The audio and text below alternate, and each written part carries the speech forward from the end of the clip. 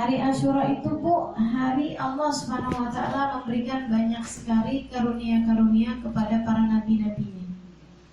Ya.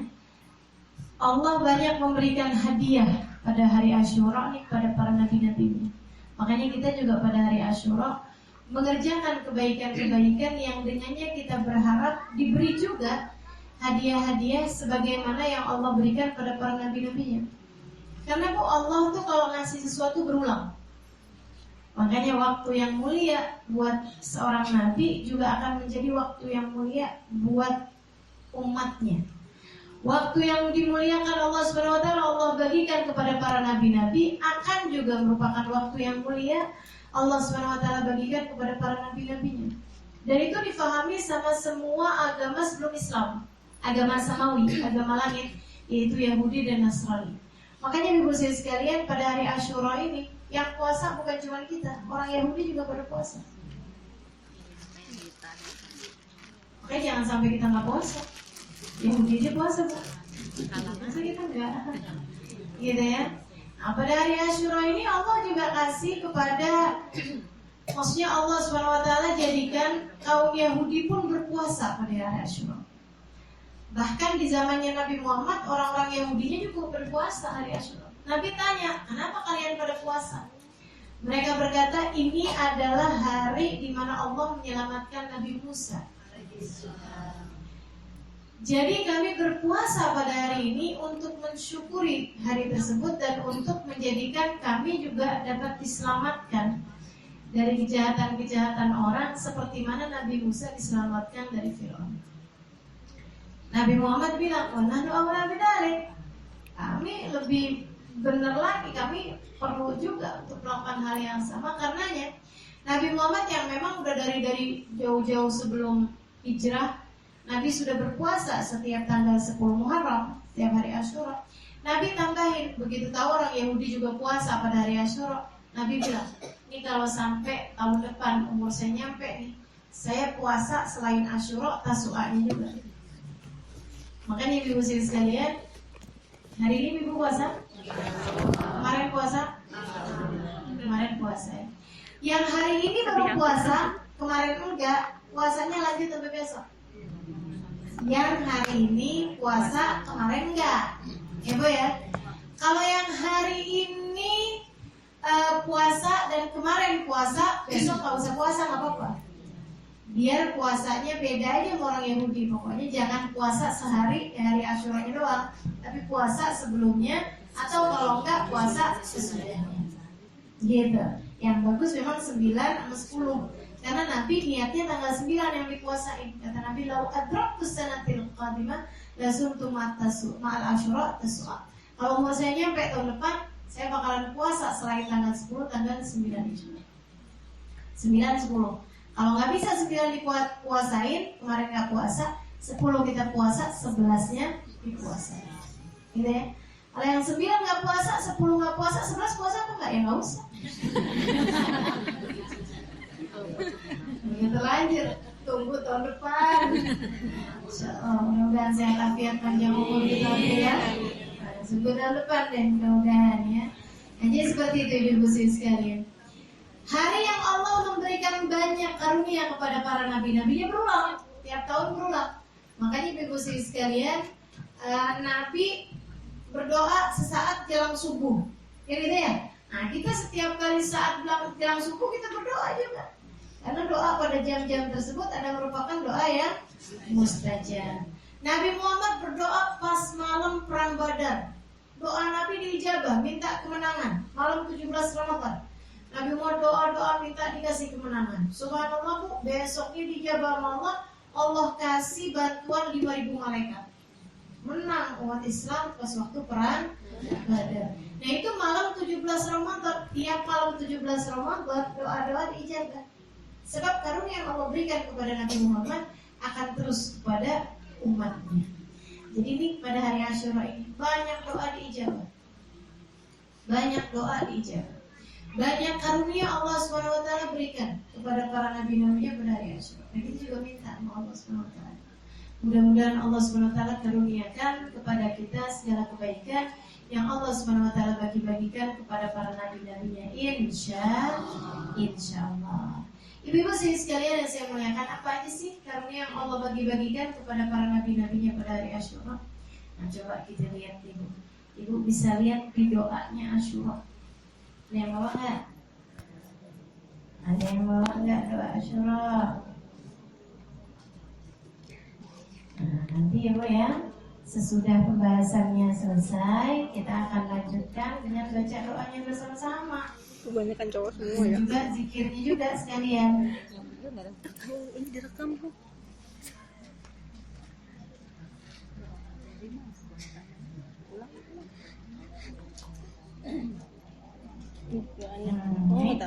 Ibu doanya ibu. Ibu dengerin ya. Allahumma ya mufarrija kulli karbin. Enak banget yang mana ya? Wa ya mukhrijatin nun yawma Asyura. Wa ya jami' syamli Ya'qub yawma Asyura. Wa ya ghafir dhanba Dawud yawma Asyura. Wa ya kashif dhurri Ayyub yawma Asyura. Wa ya sami' da'wat Musa wa Harun yawma Asyura. Wa ya sami' da'wat Musa wa Harun. Ya khaliq ruha Sayyidina Muhammadin sallallahu alaihi wasallam, habibakum Mustafa yawma Asyura. ويا رحمن الدنيا والآخرة لا إله إلا أنت يقضي حاجتي في الدنيا والآخرة واطل عمري في طاعتك ومحبتك ورضاك يا أرحم الراحمين وأحينا حياة طيبة وتوفنا على الإسلام والإيمان يا أرحم الراحمين وصلى الله تعالى على سيدنا محمد وعلى آله وصحبه وسلم والحمد لله رب العالمين.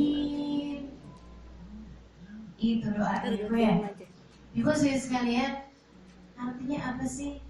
Artinya Bu, ya Allah, Engkaulah yang mengangkat segala kesulitan. Engkaulah yang mengeluarkan Nabi Yunus dari perut ikan pada hari Asyura. Engkaulah yang mengembalikan Yusuf sehingga penuh kekuatan Nabi Ya'qub pada hari Asyura. Engkaulah yang mengampuni dosanya Nabi Dawud pada hari Asyura. Engkaulah yang menyembuhkan penyakit Nabi Ayyub pada hari Asyura. Engkaulah yang mendengarkan doanya Nabi Musa dan Harun pada hari Asyura. Engkaulah yang menciptakan ruh baginda kami Nabi besar Muhammad sallallahu alaihi wasallam, kekasihmu dan orang terpilih di sisimu pada hari Asyura. Engkaulah ya Allah yang maha penyayangi dunia dan akhirat. La ilaha illa anta, tidak ada Tuhan kecuali Engkau. Ikti hajati di dunia wal akhirah, kabulkan segenap hajatku ya Allah di dunia dan akhirat. Panjangkan umurku dalam taat dan cinta padamu ya arhamar rahimin. Wahina hayatan thayyibah, hidupkan kami dalam kehidupan baik, dan apabila datang ajal menjemput kami, matikan kami dengan berbekal iman dan Islam. Sesungguhnya Engkau adalah Zat yang Maha Kasih. Dan salawat serta salam haturkan kepada baginda kami Nabi besar Muhammad sallallahu alaihi wa ala alihi wasallam, serta seluruh keluarga dan sahabat-sahabatnya semuanya. Itu Bu, itu doa hari Asyura. Dari doa ini kita tahu apa aja yang telah Allah Subhanahu wa taala berikan kepada para nabi-nabinya. Nah, kita mau bahas ini sedikit-sedikit aja. Karena kalau misalnya mau bahas banyak-banyak nggak buru waktunya. Ya Bu ya. Ini pelajarannya panjang, cerita-ceritanya nabi-nabinya ini panjang. Jadi kita mau bahas sedikit biar tahu semua ceritanya seperti apa.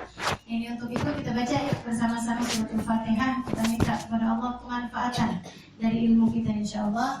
Fatihah biniyatin nafa' wa intifa' wal mudzakarah wa tadhkir ibtigha' mardatih wa qurbih wa thawabi wa husnil khatimah wa lutfil afiyah wa salil akibah wa ila hadratin Nabi Muhammad sallallahu alaihi wa ala alihi wa sahbihi wa sallam. Al-Fatihah.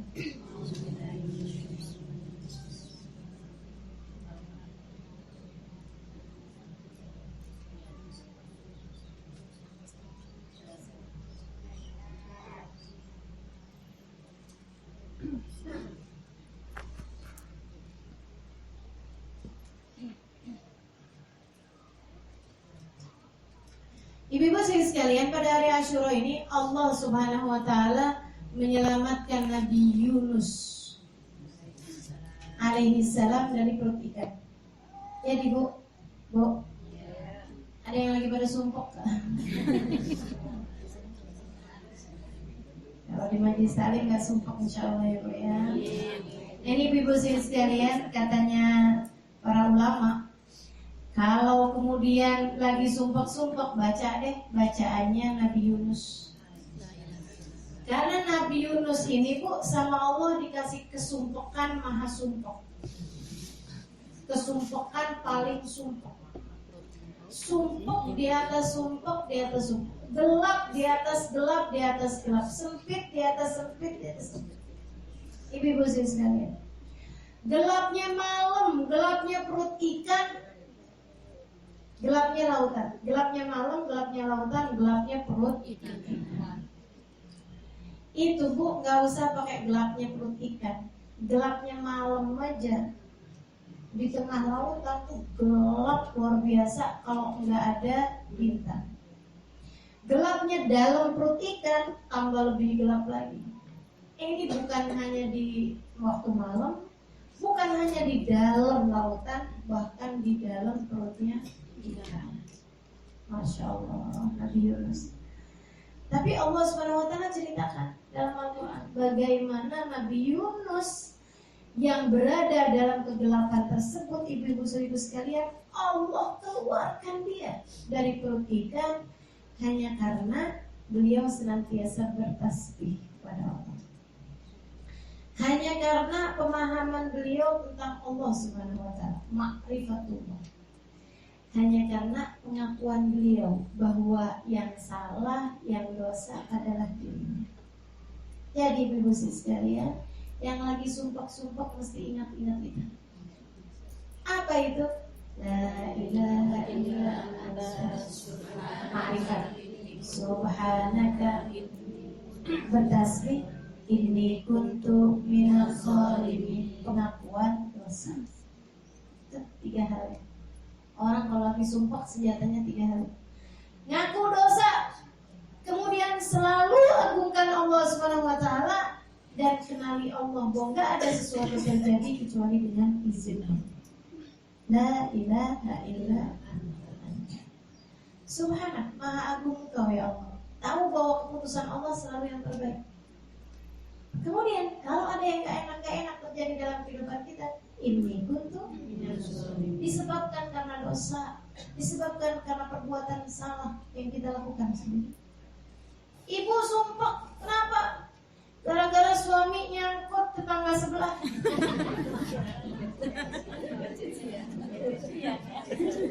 Transit. Emang pesawat pakai transit. Ya Bu ya, suami transit di kampung sebelah. Ya Allah, sumpah hati ibu rasanya kesel benar. Jangan lupa, la ilaha illallah, subhanaka inni kuntu minaz zalimin. La ilaha illa anta. Gak ada yang ngatur itu semua kecuali Allah. Ibu jangan pikir memang dasar tuh cewek. Gatel. Ya. Emang dasar tuh laki-laki hidung belang. Dasar buaya.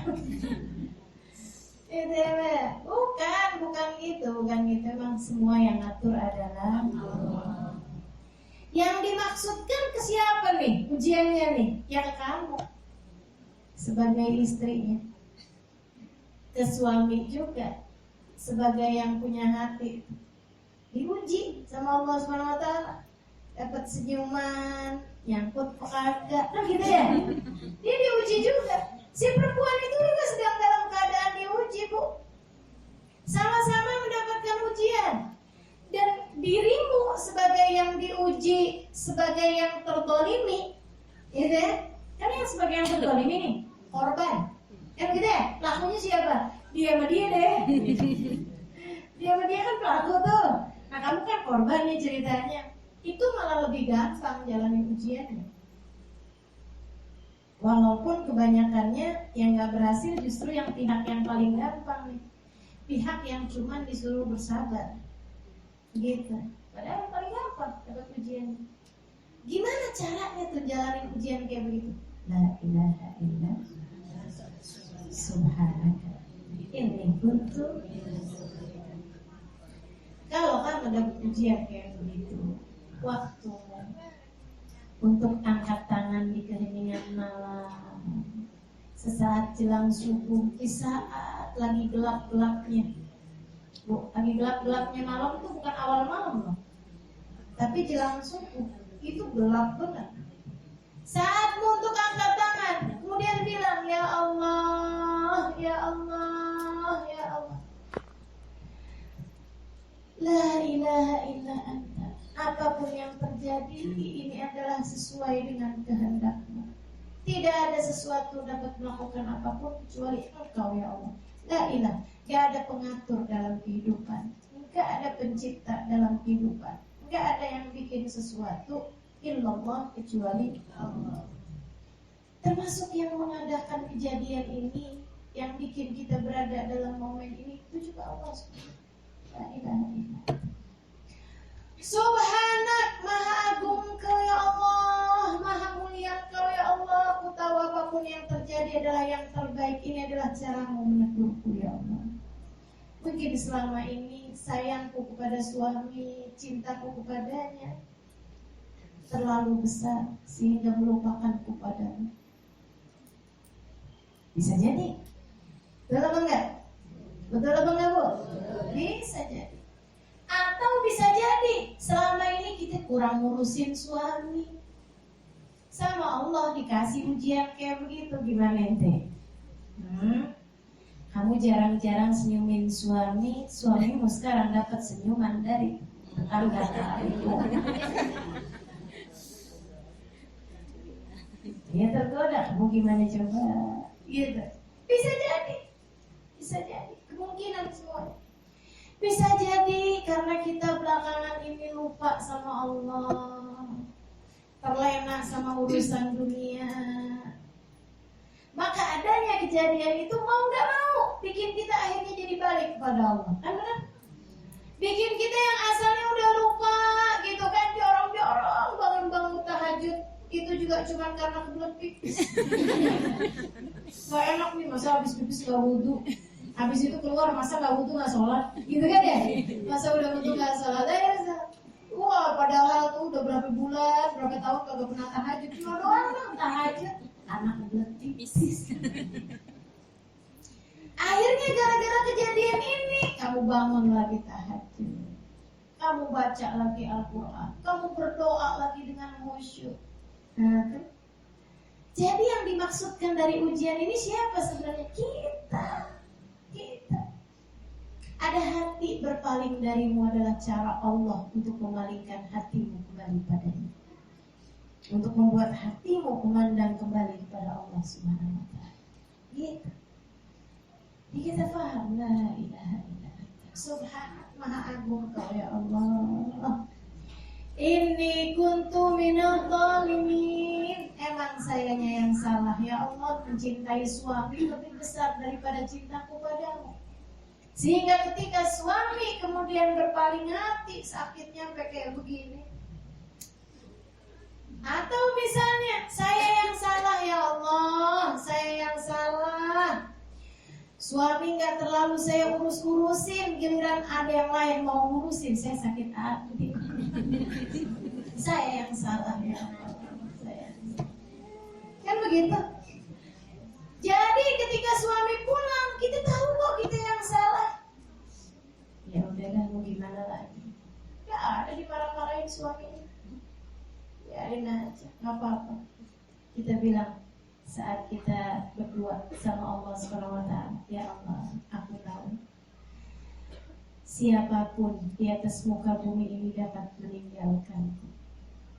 Betapa tipisnya hubungan kami di atas muka bumi ini.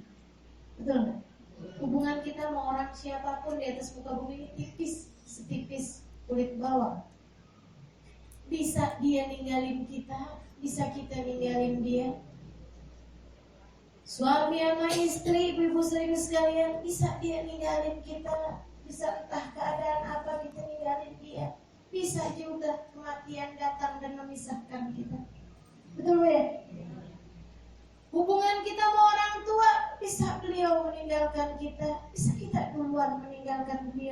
meninggal dunia misalnya. Bahkan di dunia ini juga hubungan kita sama orang tua. Saya masih punya orang tua, tapi nggak bisa tiap hari kita cium tangannya karena tinggal di tempat yang berjauh-jauh. Kan begitu? Dipisah-pisah sama Allah Subhanahu Wa Taala buat ngasih tahu hubunganmu itu loh di atas muka bumi setipis kulit bawah. Jadi di saat kayak begitu keadaan datang, kita bilang sama Allah, ya Allah, manusia di atas muka bumi ini datang dan pergi. Manusia di atas muka bumi ini ada yang bisa menemani, ada pula saatnya dia meninggalkan. Hanya Engkau satu ya Allah yang tidak akan pernah meninggalkan. Maka meski hati siapapun berpaling dariku, ya Allah, Engkau satu, jangan pernah berpaling dariku. Jangan pernah tinggalkan aku ya Allah. Gitu. Ibu-ibu sekalian. La ilaha illa anta subhanaka inni kuntu minaz zalimin. Kalau kita benar baliknya sama Allah, kalau kita benar ngerjain urusannya, jalan takwa kita ambil, ibu-ibu sekalian, bakalannya ujiannya lulus. Kalau ujiannya lulus tuh kayak gimana? Ya bisa jadi, maksudnya kamu sama suami tetap baik-baikan, kan gitu ya? Hubungannya jadi baik kembali. Suami bisa nggak bisa sama dia? Belum tentu. Belum tentu, ya kan? Tapi hati kamu lebih mampu menerimanya, itu kan jadi sebab kebaikan ya boy. Tapi kalau ibu menempuhnya tidak dengan jalan takwa, tidak dengan la ilaha illa anta subhanaka inni kuntu minadz zalimin, nggak begitu cara jalanin hidupnya, ibu-ibu sekalian salah semuanya bakalannya. Gimana ceritanya? Saya pernah tahu. Oh dia gitu ya. Ada yang cerita sama saya, Ustazah, suami saya selingkuh. Terus ya saya selingkuh juga lah, emang selingkuhnya dia doang bisa.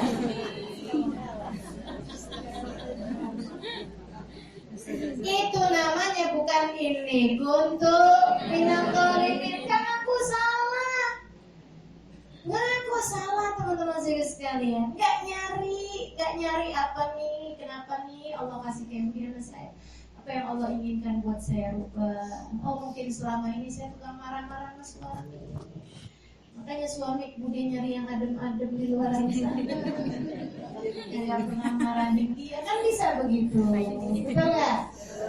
Jadi ya Allah, ya deh, kejadian ini bikin saya ngerti ya Allah, saya akan belajar buat jadi istri yang soleh. Bener. Kalau jalaninnya bener Bu. Nah kalau jalaninnya salah, jadi ini emang dia doang yang bisa selingkuh, saya juga bisa. Jadi salah. Kalau udah jadi salah, ngeblangkrak, ibu-ibu saya sekalian, tahu ngeblangkrak nggak? Ngeblangsak. Jadi itu sekalinya salah jalannya, nggak cepetan putar balik. Yang ada tambah nyasar, tambah jauh, tambah masuk hutan, tambah ke sana, tambah ke sana. Akhirnya nggak bisa balik. Alhamdulillah. Minta. Gitu. Ada juga yang kayak begini. Sedih saya nggak bisa, saya mau diginiin. Jadi suaminya kemudian dipanggil, pilih antara aku dan dia. Ibu, saya udah sering ngomong sama teman-teman yang lagi diuji kayak begini ya. Tadi ngomong-ngomong saya ngomong sama yang janda nih ya. Dua ini. Banyak juga yang udah ya. Atau ibu-ibu bisa bilangin anaknya. Itu Bu, saya sering dapetin tuh yang kayak begituan. Saya bilang, suamimu jangan kasih suruh milih. Pilih aku atau dia, jangan. Kamu sakit hati kalau nggak dipilih. Karena kejadiannya seringnya istrinya yang sebenarnya, maksudnya istrinya yang pertama malah justru nggak dipilih. Kenapa gitu? Ibu jangan pernah kasih pilihan sama orang yang lagi jatuh cinta. Ditinggalin kamu. Terus gimana dong? Jangan diem aja.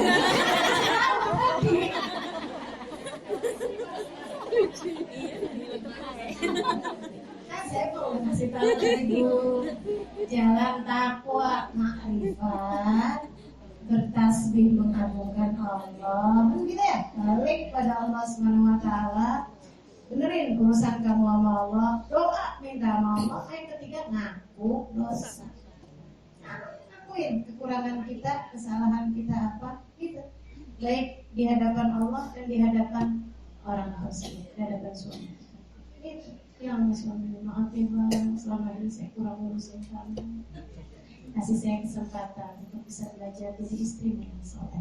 Itu ya. Jangan sekalian begitu datang, jadi lo datang dari mana? Tantangin. Sambil melangkah-langkah, sering banget tuh orang berantem.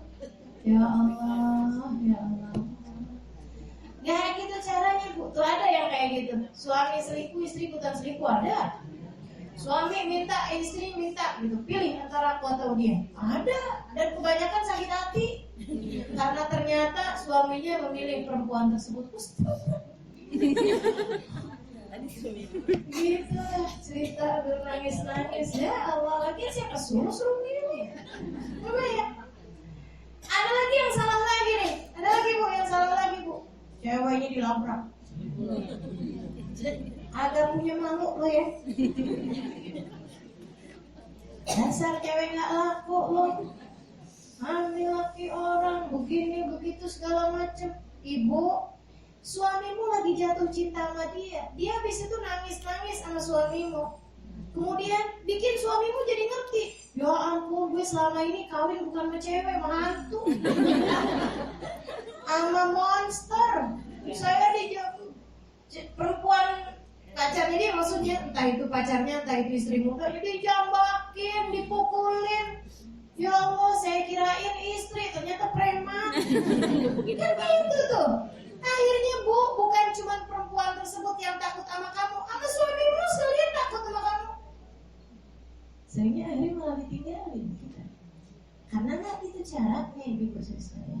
Ada lagi, cara lain lagi nih. Salah juga. Cinta ditolak. Kayaknya nih cewek pakai jampi-jampi dan rasa. Gitu katanya. Akhirnya kemudian bu, dia pergi ke dukun. Buat hati suami saya setiap kali ngelihat saya matanya nggak bisa merem.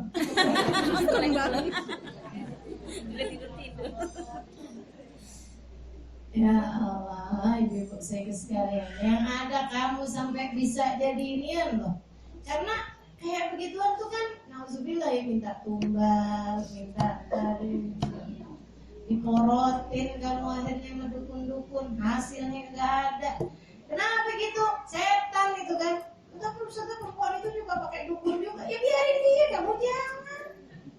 Kamu kan nikah sama suamimu, pakai penghulu, ada datang orang tuamu, panggil kiai, kan begitu waktu kawin. Betul apa enggak? Saya nggak tahu kalau kawinnya kawin lari. Tapi kalau kawin bener kan pasti itu kan dihadirin ulama ini apa segala macam. Jangan pakai libat-libatin dukun, ngapain? Jadi jangan ibu-ibu seribu sekalian, teman-teman semuanya, hati-hati. Ada lagi yang salah lagi, itu salah semuanya tuh kan. Ada lagi yang salah lagi. Gimana kayak apa sih ceweknya? Oh hidungnya mancung. Saya operasi plastik pak. Oh dipancungin hidungnya, nggak mau kalah nih ceritanya. Hidungnya dimancungin, matanya alisnya disulam, ya nggak bu? Oh pipinya ditarik benang. Wah nggak tahu deh tuh muka-mukaan. Waduh segala macam lah usahanya, ya Allah ya Allah. Sampai dari banyaknya usahanya, suami pulang kagak kenal. Ini orang dari mana? Malu. Ya Allah, udah haram yang dikerjain. Nah, suami kalau kalah balik. Jadi ibu sekalian, Nabi Yunus ngajarin sama kita. Beliau kabur dari kampungnya yang namanya Nainawa untuk hijrah ke tempat yang lain karena beliau berdakwah bu, orang di kampungnya nggak ada yang mau ikut. Sopan-sopan, santun-santun sama Nabi Yunus, tapi nggak ada yang mau ikut, nggak ada yang mau beriman sama Nabi Yunus. Nabi Yunus kesel banget kayak iya gitu bu orang-orangnya, tapi nggak ada yang mau beriman. Akhirnya Nabi Yunus, nah ini kayaknya orang kampung saya nggak tahu diuntung nih, udah kabur aja dah. Kabur bu, bawa baju, ingat gitu nyari ada kapal layar mau bawa orang tiap berapa bulan sekali gitu Nabi Yunus ikutan kapal tersebut berangkat. Oh, di tengah jalan kapalnya oleh kata nakodanya, ini ada orang yang tidak diinginkan berada di atas kapal, ada di atas kapal. Ayo semuanya suruh penulis nama semuanya bu. Dikocok begini keluar Yunus bin Matta. Nabi Yunus kata orang-orang, nah kan bukan budak nih. Biasanya katanya yang nggak diinginkan ada di atas kapal untuk dibuang keluar dari kapal itu adalah budak yang kabur dari tuannya atau istri kabur dari suaminya. Saya begitu tahu kayak begituan, saya bilang ibu-ibu kalau minggat sama suami dari suami jangan naik kapal. Tadi cemurin.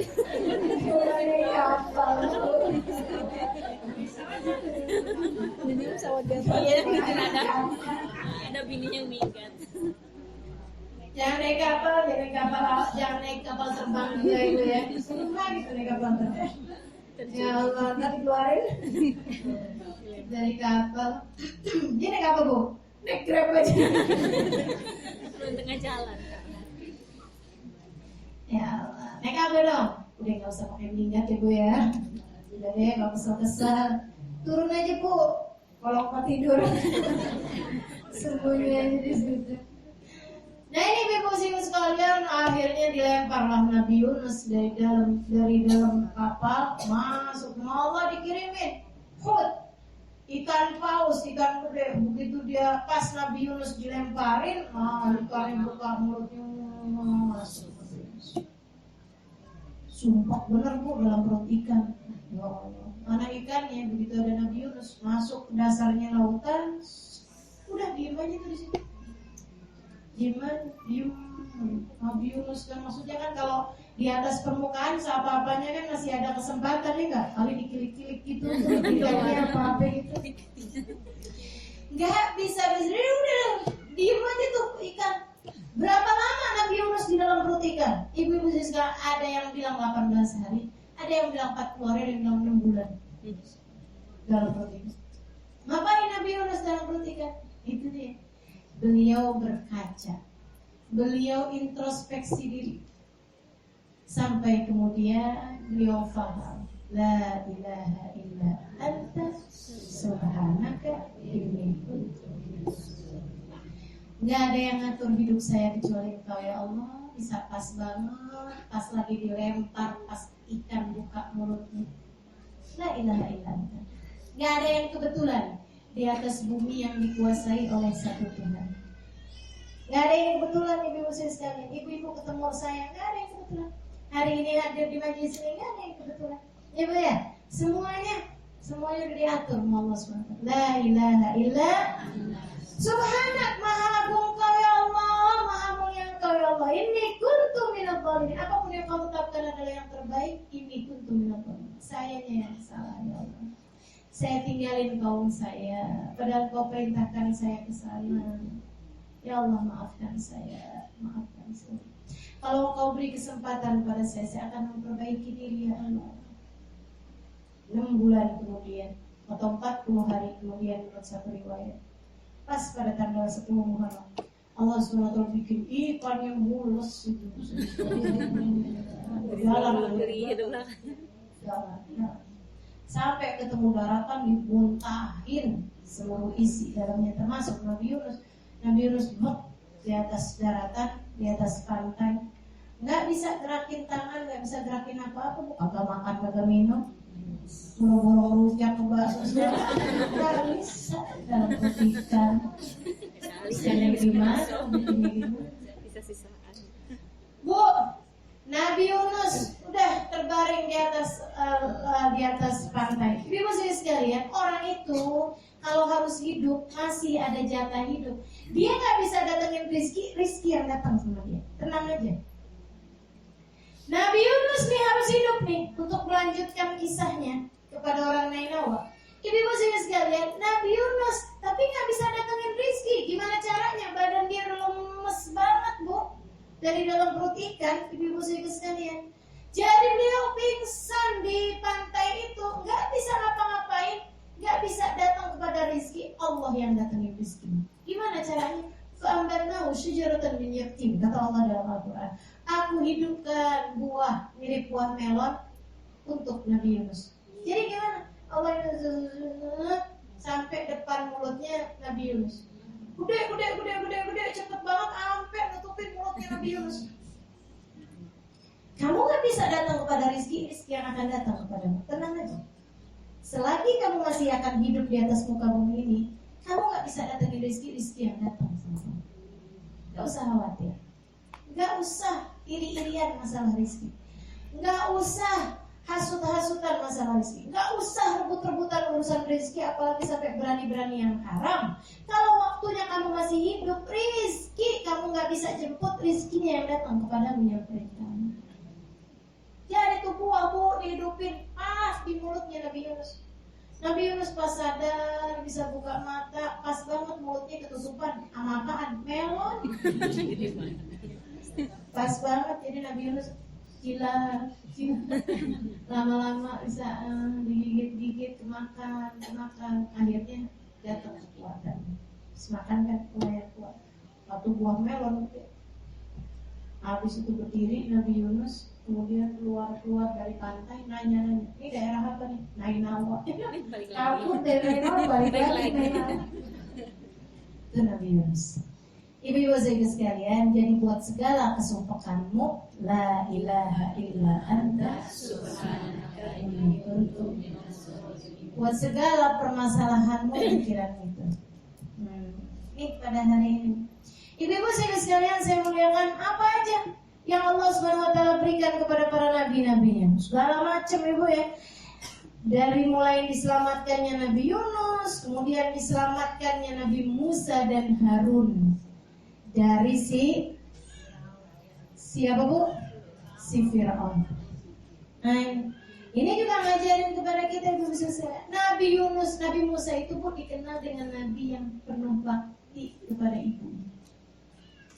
Kenapa Nabi Musa dikenal bakti kepada ibunya? Ibunya juga Masya Allah. Siapa ibunya Nabi Musa? Yukabid. Fir'aun. Ibunya Nabi Musa siapa? Namanya Yukabid, ibu-ibu sekalian. Wah, ini keren banget. Saya paling suka nih ceritain Yukabid. Keren banget nih ibu-ibu sekalian. Nah, ini ada haul juga nih untuk kita bisa mengenang ibu-ibu kita masing-masing bisa menceritain tentang Yukabid. Siapa tuh Bu Yukabid? Ibunya Nabi Musa. Bu, Nabi Musa itu lahir pada suatu malam. Barengan Nabi Musa lahir, Fir'aun ngimpi. Pas barengan, malam yang sama. Jadi di satu kampung, di satu desa ada Yukabid melahirkan anak laki-laki. Nangis, anaknya cakep, lucu. Ibu ya? Ibu-ibu sekalian, saat itu juga Fir'aun ngimpi. Ngimpi bahwa kerajaannya akan dihancurkan oleh seseorang yang lahir hari itu, malam itu. Wow, naik pitam, ketakutan Fir'aun. Kalau saya sih, kalau orang bisa ketakutan, berarti dia bukan orang mulia. Kalau orang mulia nggak ketakutan. Nah, kalau orang mulia aja kagak, apalagi Tuhan. Fir'aun kan ngaku jadi Tuhan kok. Pura-pura Tuhan dia aja takut. Mana ada Tuhan takut ibu ya? Kalau ada Tuhan takut, nah kita yang takut manggil nama siapa? Ya Allah saya takut, katanya Allah, sama saya juga takut. Benar nggak? Wahai Tuhan saya takut, kata Tuhannya, iya saya juga takut. Kan nggak mungkin ibu-ibu sekalian. Nah ini Nabi Mesir Fir'aun ini mengaku dirinya jadi Tuhan, tapi dia ketakutan ketika dia ngimpi bahwa kerajaannya akan dihancurkan sama laki-laki yang lahir hari itu, malam tersebut. Jadi besok harinya dia kumpulkan semua jenderal-jenderalnya, kumpulkan orang-orang pembesar-pembesar di istananya. Dia bilang, saya putuskan mulai malam ini juga semua anak-anak laki-laki yang lahir pada malam ini, atau yang lahir pada bulan ini, atau bahkan yang lahir tahun ini, bunuhin semuanya. Senegeri Mesir. Besoknya kan luas kok Mesir. Jenderal-jenderal ini, para panglima, para pasukan-pasukan datang ke negara, ke berbagai macam pelosok negeri untuk membunuh anak-anak yang lahir pada bulan tersebut, bahkan pada tahun tersebut. Jadi pun Nabi Musa nggak punya anak sepantaran. Sepantarannya mati semua yang laki-laki. Jadi sepantarannya Nabi Musa itu perempuan semua. Jadi ibu-ibu sekalian, nah Musa tinggal di salah satu kampung di Mesir tersebut itu. Ibunya penuh iman. Ibunya Nabi Musa, Yukabid. Perempuan yang hubungan sama Allahnya sangat indah. Ibunya kemudian dengar-dengar, wah katanya pasukan nih lagi membunuh semua anak-anak laki-laki yang lahir tahun tersebut. Khawatir, ya Allah gimana nih nantinya. Aku jagakan niat padamu ya Allah, tolongin anak saya ya Allah, tolongin anak saya. Padahal emang yang dimaksud sama Fir'aun dia, Musa ini. Ibu-ibu sekalian, sampai satu siang mereka lagi ada di dalam rumah nih, si Musa ini lagi nyusuin sama ibunya ini apa. Mereka kemudian dengar suara kuda, suara apa tuh namanya, pekikan kuda, laju kuda. Kemudian datang ke rumah tetangga. Bu, tetangga kemudian kedengeran suara anak bayi nangis, nggak lama kemudian kedengeran suara tebesan pedang. Kemudian berhentilah suara tangisan. Suara tangisan bayi berganti dengan suara tangisan orang di rumah tersebut. Anaknya udah mati.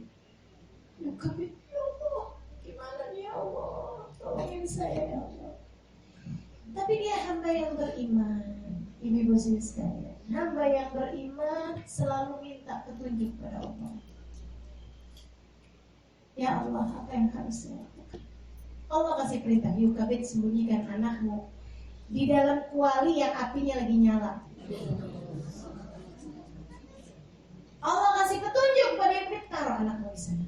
Ibu-ibu sekalian, nah ini entah berupa ilham, entah berupa ini kan kita juga suka kadang-kadang ya tahu apa yang mesti kita lakukan ya, Mbak. Jadi ibu-ibu sekalian, Yukabid buru-buru taruh anaknya ke dalam kuali yang apinya lagi nyala. Ditutupin kemudian sesuai dengan perintah yang Allah SWT berikan. Ini Bu, kalau kurang-kurang imannya dikasih perintah kayak begitu, ya Allah, anak saya kagak mati ditebas lehernya, tapi mati jadi gulai, mati jadi sop ya Bu ya. Ya Allah, ibu sekalian ini enggak ada ceritanya, langsung dikerjain sesuai dengan apa yang Allah perintahkan. Pasukan tersebut masuk ke rumahnya Yukabid. Masya Allah, Yukabid dengan tenang. Padahal hatinya gelisah juga, sedih juga, takut juga. Tapi iman tuh Bu bikin kita orang beriman takutnya lebih rendah daripada ketakutan orang gak beriman. Sebab dia tahu pengendali sesuatu semuanya satu, Allah Subhanahu wa Ta'ala. Siapa apanya Allahnya bersama denganku, Allah akan membantu aku. Katanya ada anak kecil yang di sini ya.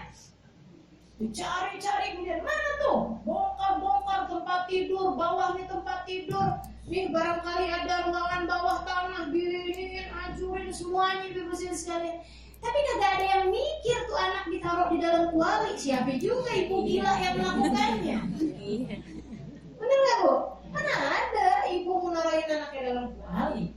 Jadi ibu sekalian diperiksain di atasnya atap ini apa segala macam, nggak ketemu.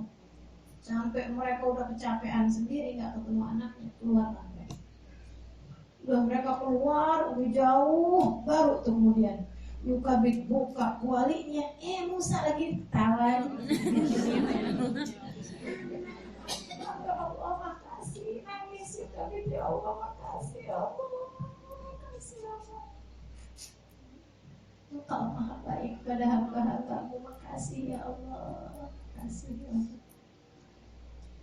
Ibu-ibu sekalian yang saya muliakan, habis gitu kemudian seapa-apanya Musa hidup, ini kan kabarnya pasti akan nyampe juga ke sana, ke istana.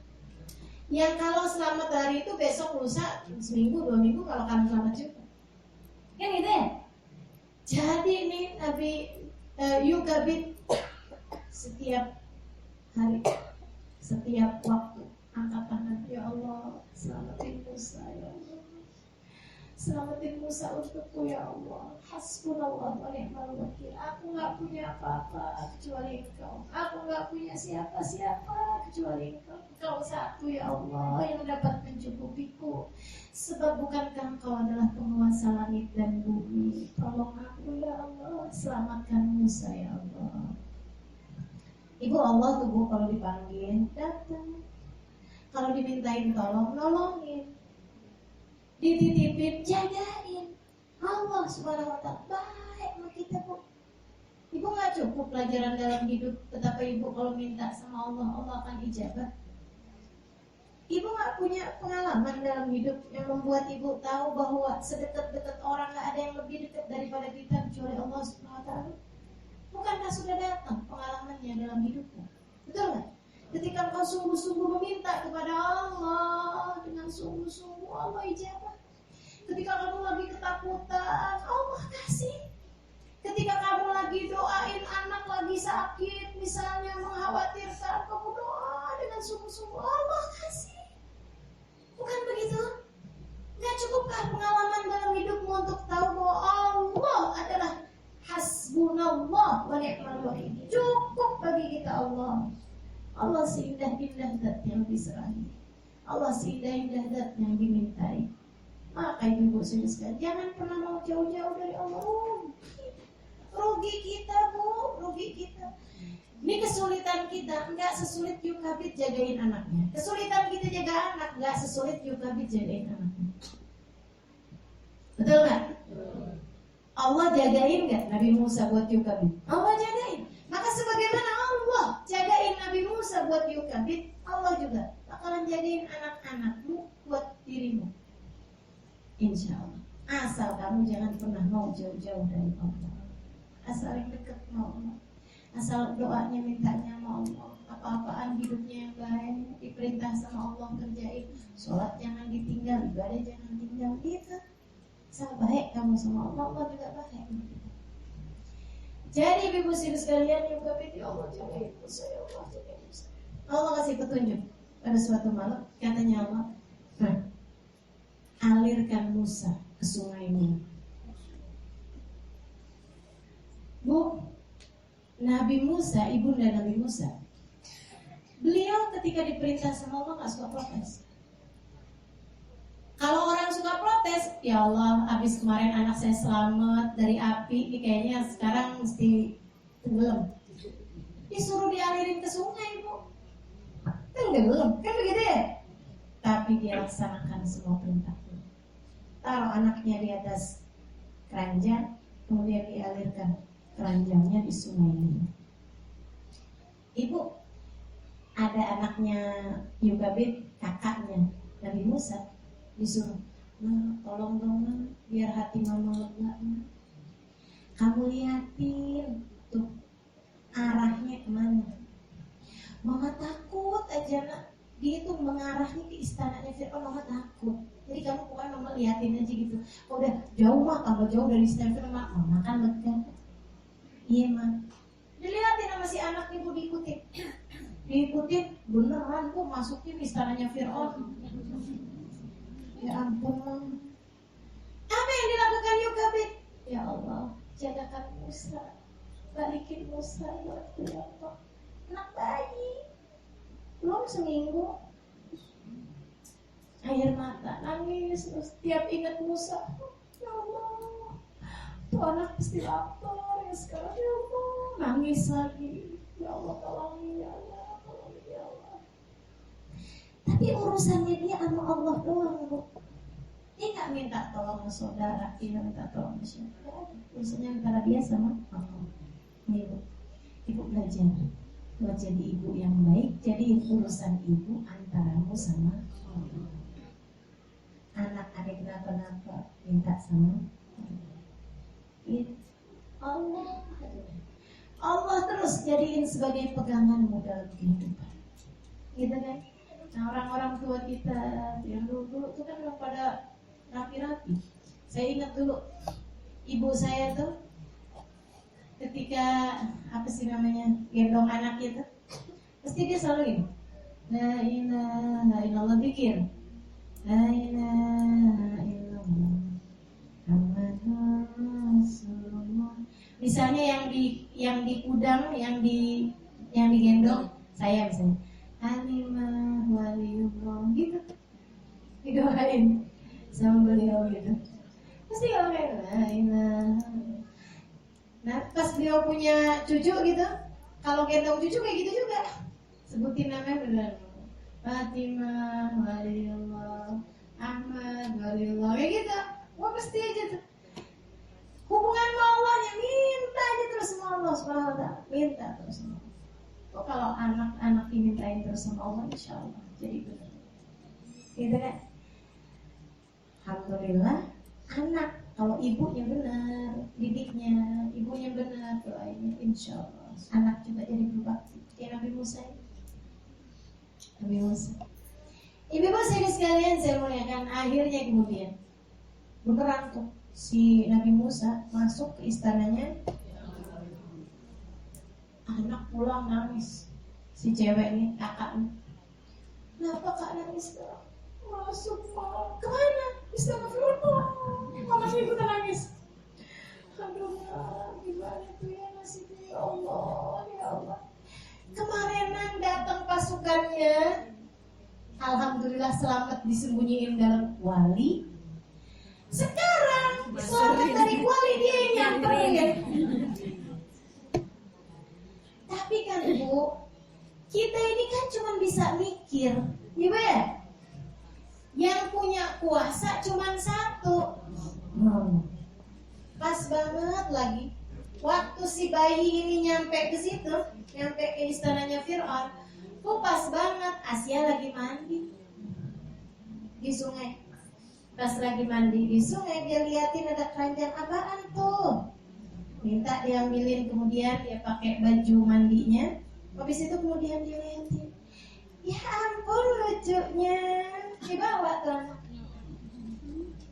Asia permaisuri sang ratu, gitu ya, istrinya Fir'aun. Cuman walaupun dia istrinya Fir'aun, dia kagak beriman sama Fir'aun, berimannya sama Allah. Ibu, ini juga nih membuat kita tahu bahwa kamu punya keimanan, suamimu punya keimanan, bisa saling mempengaruhi, tapi bisa juga enggak. Gak usah khawatir. Ya saya gimana mau taat sama suami saya? Oh, dia juga kayak begitu, sholat juga kagak. Ya saya kebawa.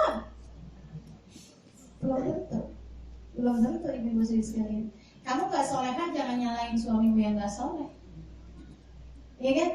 Nyatanya Bu, Fir'aun sebejat-bejatnya orang, istrinya Asia perempuan surga kata Allah Subhanahu wa taala. Istrinya Asia adalah salah satu dari calon-calon ratu di surga. Nisa Uljana Arba'ah, ratunya surga keempat, salah satunya adalah kita. Ibu sekalian, sejahat-jahatnya suami kita nih, gak ada yang kayak Fir'aun. Gak Fir'aun amat. Bukan begitu? Nah tuh Asia, ibu-ibu sekalian, liatin tuh, punya suami Fir'aun, gak terpengaruh.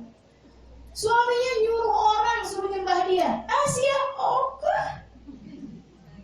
Suaminya nyuruh orang semuanya buat sujud sama dia, Asia ogah. Lo bukan Tuhan, gue tahu siapa lo. Kan begitu ya? Saya tahu seperti apa kamu kalau ketakutan, saya tahu seperti apa kamu ketika gelisah, saya tahu kamu bukan Tuhan, saya tahu itu. Jadi Asia nggak pernah beriman sama Fir'aun. Disiksa ibu-ibu sekalian, Asia tetap aja pada Allah Subhanahu wa taala. Asia kok ismandi bawa anak. Kata Fir'aun, itu siapa itu? Jangan gitu kan. Tunggu dulu, itu siapa? Anak bayi. Laki apa perempuan? Kalau laki-laki akan saya bunuh. Jangan-jangan ini yang Allah maksudkan dalam mimpi saya. Jangan ini yang dimaksudkan dalam mimpi saya ini. Katanya gitu. Coba kita lihat. Dilihat tuh laki-laki. Wah, Fir'aun langsung buka pedang. Saya mau tebas lehernya sekarang. Jangan gitu Mas Fir'aun.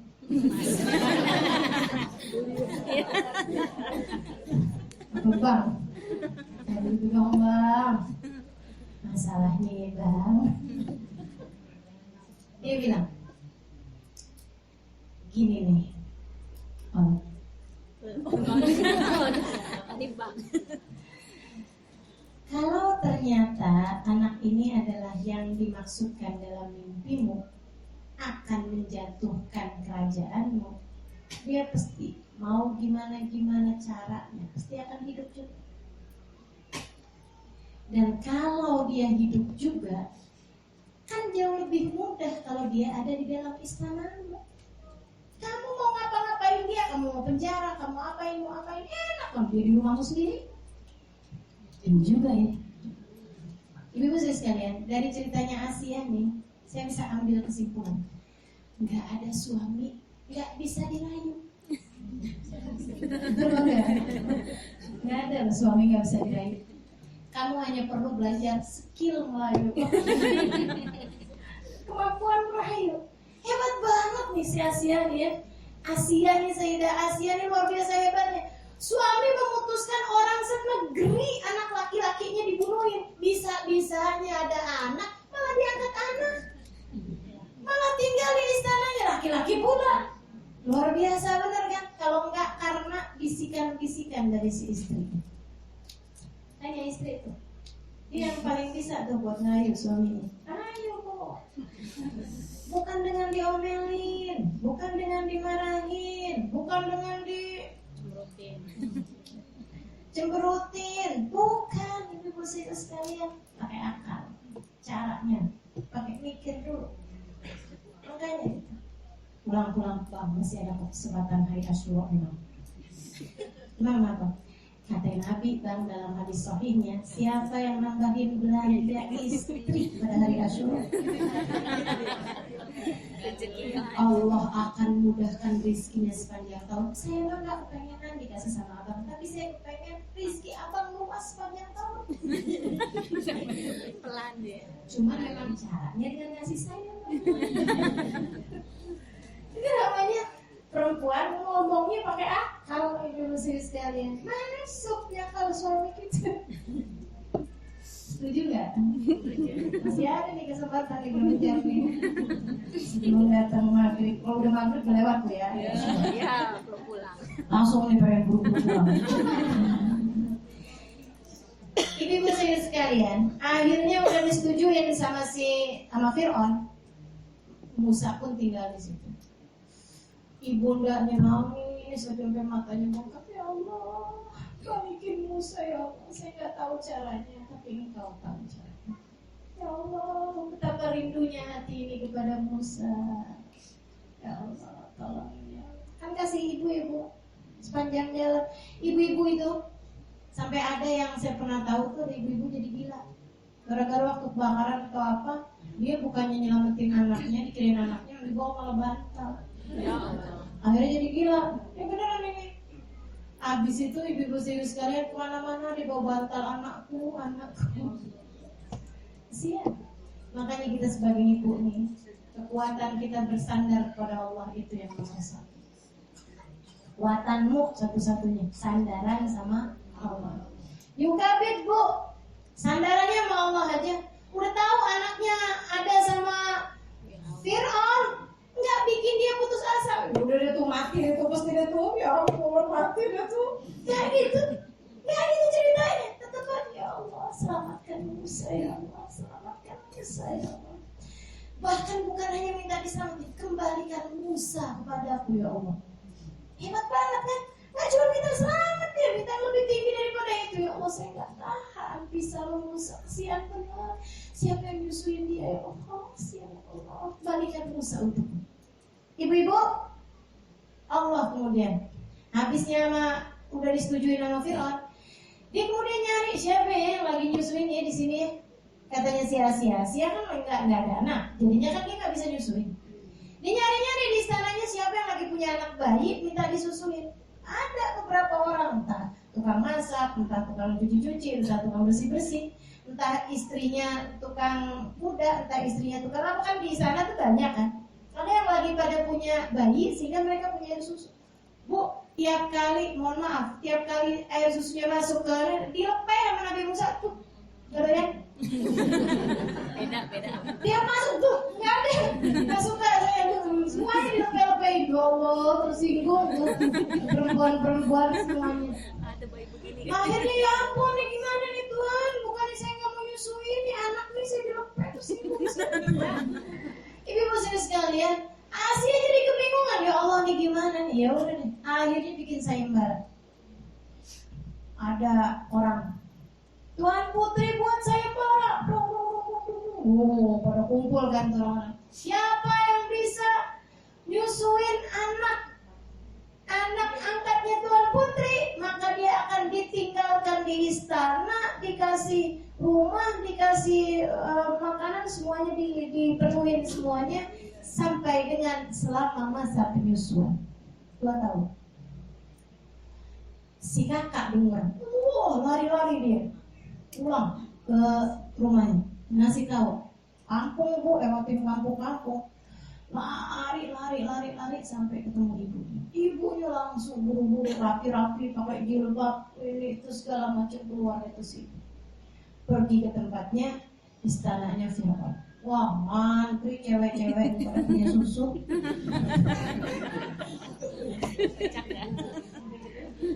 Pada ya kan kalau nggak ada yang susu, kamu nyusuin bu, gitu kan. Jadi itu ibu-ibu sedang, wah 7 kabit ada tuh ngantri di situ juga, satu di kabit paling belakang kan dia dari kampung lain dia jauh. Semuanya ditolak Nabi Musa, tolak, dilepehin semuanya. Sampai udah hampir putus asa nih Asia, gimana nih anaknya, kita susuin apa nih? Sampai ketemu Yukabid. Ibu-ibu sekalian, subhanallah. Yukabid begitu pegang tuh anaknya, Allah Musa. Dia susuin bu, Nabi Musa lahap penuh. Asia girang, makasih ya bu, makasih. Susu kakak enak ya. Musa girang balik ke emaknya, ya Allah bu, gak bisa nahan air mata, nangis sekali. Yang ajaib bu ayatnya, saya buka ayatnya gitu, baca-baca, ya Allah ceritain di Quran nih, ada nih di Quran. Ibu-ibu aja aku baru kedengarannya sekarang, kan ibu nggak ngerti waktu baca. Baca ibu nggak ngerti makanya. Jadi kayak berasa cerita baru gitu kan. Udah ada cerita lama ini bu, 1400 tahun yang lalu diceritain sama Nabi Muhammad sama Allah dalam Al-Quran. Ayatnya tuh bunyinya gini, faradadnahu ilaih kay taqarra 'ainuha wa la tahzan. Kata Allah gitu, ya Allah saya baca bu, mata saya nggak tahan, nangis ikutan juga, saya ngebayangin juga. Katanya Allah, faradadnahu ilaih, kami balikin Musa kepadanya. Faradadnahu ilaiha, kami kembalikan Musa kepada sang ibu. Biar kenapa ya Allah?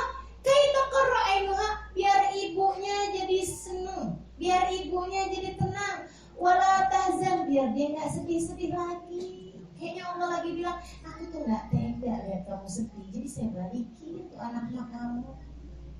Walaupun kayaknya mustahil gitu, tapi Allah selalu punya cara buat mengabulkan hajat hamba-hambanya. Maka ibu-ibu seribu sekalian, kamu kalau taat di jalan Allah, kamu kalau takwa di jalan Allah, Allah pasti akan beri jalan keluar bagi setiap permasalahannya. Karena sedihmu Allah nggak tega, nangismu Allah nggak tega, kamu hatinya nggak tenang gelisah karena sesuatu, Allah nggak tega. Makanya Allah akan kasih nih biar hati kamu tenang, biar jangan sedih lagi, kamu jangan sedih lagi gitu. Kalau kamu soleha, tapi begitu kamu nggak soleha, kamu nangis-nangis, katanya Allah, bodo amat. Kamu meninggalkanku, aku meninggalkanmu. Kan begitu bu? Nggak bodo amat sih bahasanya Allah, tapi Allah itu punya bahasa la ubali, artinya aku tidak peduli. Aku tidak peduli. Kalau dibahasain bahasa kita, bodo amat, sama aja. Jadi gitu. Fadkuruni adkurkum. Kata Allah gitu, kalau kamu menghargai aku menghargaimu. Kalau kamu berterima kasih padaku, aku berterima kasih padamu. Kalau aku menyebut namaku, fadkuruni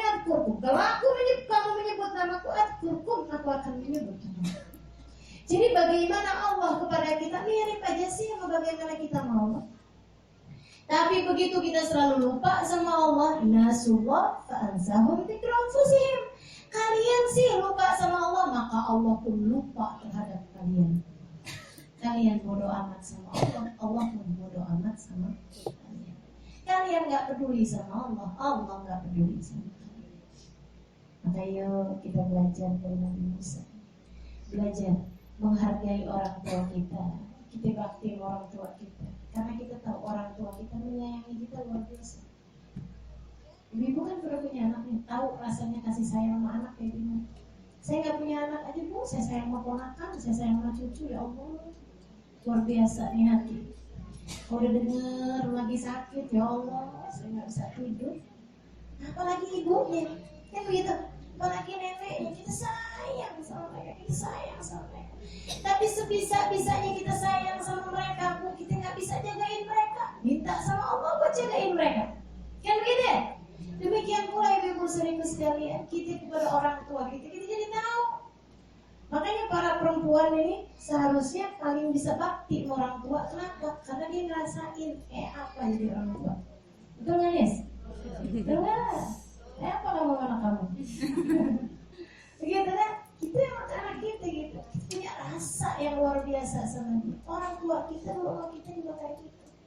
Makanya yang bakti orang tua, yang sayang orang tua. Insya Allah. Kalau orang tuanya udah meninggal kayak gimana? Ya salah satunya yang Ustazah Zahra kerjain, kumpulin orang, baca yasin, bareng-bareng, baca tahlil, baca maulid, baca doa. Kan begitu kan? Apalagi pas hari Asyura kumpulin doa mustajab. Makanya yuk kita bareng-bareng nih. Di akhir majelis ini kita mau baca doa nih. Doa buat yang dihaulin. Kita bacain Fatihah buat beliau. Kemudian lagi kita baca doa Asyura. Urusan kita kan banyak nih. Kita pengen minta Allah jaga anak-anak kita. Kita minta Allah SWT lindungi anak-anak kita dari segala kejahatan. Bukan hanya anak kita, kita, suami kita, seluruh keluarga kita. Kita minta dijaga dari segala kejahatan. Ibu-ibu sekalian, sebagaimana Allah telah menjaga Nabi Musa dan Harun dari kejaran Fir'aun, menjadikan mereka tenggelam di laut merah pada hari Asyura, kita juga minta anak-anak kita semuanya diselamatkan dari segala kejahatan pada hari ini, insya Allah sepanjang tahun terus sampai seumur hidupnya, insya Allah. Kita juga minta sebagaimana Nabi Yunus dikeluarkan dari perut ikan, kita dengan segala permasalahan kita juga minta sama Allah SWT biar Allah beri jalan keluar, Allah beri solusi yang terindah, Allah jadikan kita semuanya selamat, insya Allah. Yuk kita baca surat Al-Fatihah. Yang pertama buat Ibunda Hajah Roni, ya, Bibi Isfa, Allah yaghfirlahu warhamhu wa syafirhu Al-Fatihah.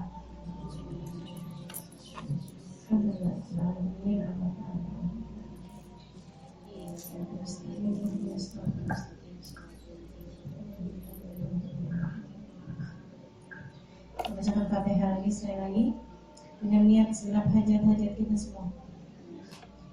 Al-Fatihah tabinat Allah yakhtilana jami'al hajat. Sebutkan hajatnya masing-masing, doa bersama dengan adzan mustajab.